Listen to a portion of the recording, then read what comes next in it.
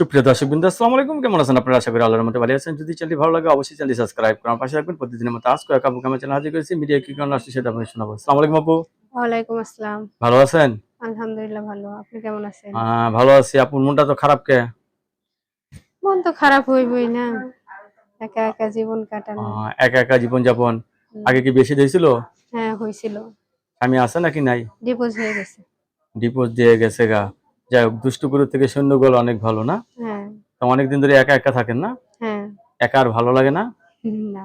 আচ্ছা, একজন জীবন সঙ্গী চাচ্ছেন। হুম, অনেকে তো বউ মারা গেছে, বউ চলে গেছে, আর আপনি বিয়ে শাদী করবে। আপনাকে দেখে যদি বিয়ে করতে চায় কি করবেন? হ্যাঁ রাজি আছি। রাজি আছেন? হুম, ছেলে মেয়ে আছে আপনার? একটা ছেলে আছে। একটা ছেলে আছে। ছেলে সন্তান হবে আরো? হ্যাঁ হবে। ইনশাআল্লাহ। তাহলে আপনি এখন বোঝা গেল আপনি নতুন করে সংসার করতে চাচ্ছেন।